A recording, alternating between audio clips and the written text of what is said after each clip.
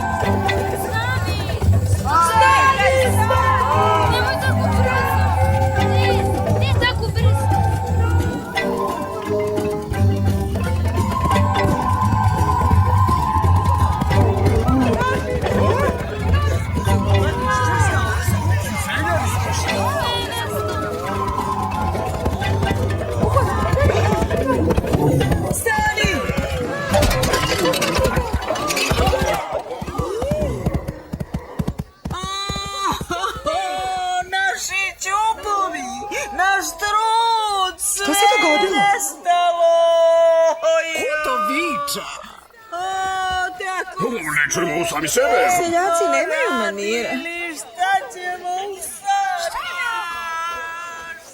O, kakav krš. Svi ćupovi su razbijeni. Ništa ne može da se spasi. Sreća nas je opet napala, našem jadu nema kraja. Izvinite. Izvinite. Ko je Izvinite. Malecki? Šta je to? Prijeđite i pogledajte najlepše ćupove u gradu po posljednjoj modi, a nisu ni skupi. Možete u njima držati soj i biber, kremu za lepotu, novac, školjke. Požurite, nema dovoljno za sve vas. Ti ćupovi su lepi. Baš kao i prodavac. Uzmi novčić i daj mi ćup. Da, ali košta 2 novčića. Dobro. Ja hoću ovaj ovde.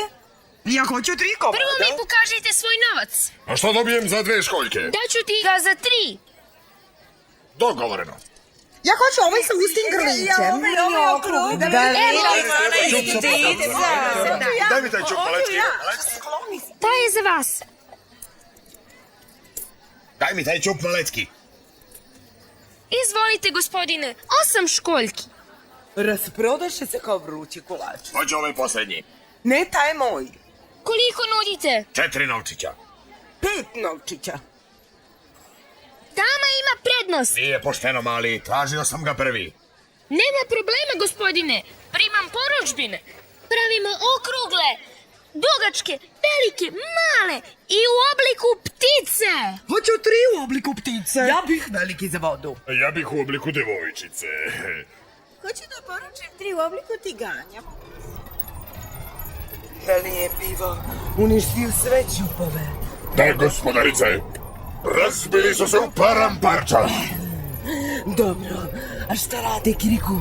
Bogati se. Što si rekao? Kako to? On je držao svoje ćupove na glavi. Sve je rasprodao. Rasprodaje stvari koje još nije ni napravio.